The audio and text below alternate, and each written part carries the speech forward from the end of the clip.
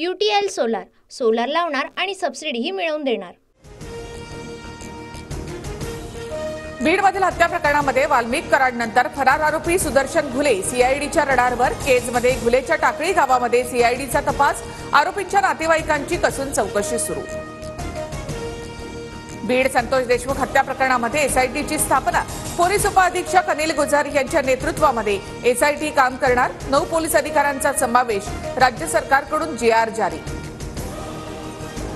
शरण येण्याआधी वाल्मिक कराड उज्जैनसह कर्नाटक, गोव्यामध्ये लपला। स्वतःच्या गाडीने सर्व ठिकाणी फिरल्याची माहिती, सीआयडी चौकशीत महत्त्वाची बाब समोर।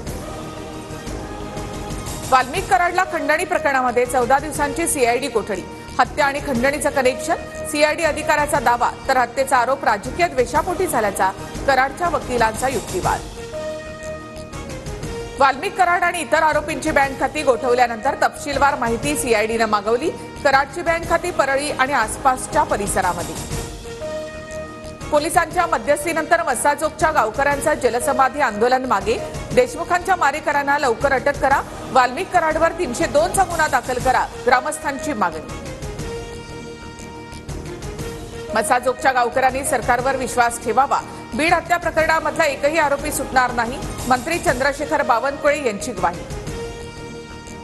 बीडच्या घटनेला मराठा विरुद्ध वंजारी रंग दिला गेला, वाल्मिक कुठे लपला हे पोलिसांना माहिती नव्हतं याचं आश्चर्य, प्रकाश आंबेडकर यांची टीका। गडचिरोली दौऱ्यामध्ये मुख्यमंत्री फडणवीसांच्या हस्ते विकास कामांचं लोकार्पण, अहेरी ते गर्देवाडा एसटी बस सेवेचा शुभारंभ, 75 वर्षांनंतर गावामध्ये एसटीची बस, तर नव्या हेलिपॅडचंही उद्घाटन। कल्याण अल्पवयीन मुलीवर अत्याचार आणि हत्या प्रकरण, आरोपी विशाल गवळीला घेऊन पोलीस शेगावला रवाना। हत्येनंतर आरोपी कुठे राहिला, कुणी मदत केली, त्या घटनास्थळाचा पंचनामा आणि इतर पुरावे गोळा करणार। नवीन वर्षामध्ये उद्धव ठाकरेंचं मिशन BMC, 7 जानेवारी ते 9 जानेवारी मुंबईतील पदाधिकाऱ्यांच्या विभागवार बैठका होणार। बैठकीमध्ये महानगरपालिका निवडणुकीच्या तयारीचा आढावा घेतला जाणार। UTL सोलार सोलार लावणार आणि सबसिडीही मिळवून देणार।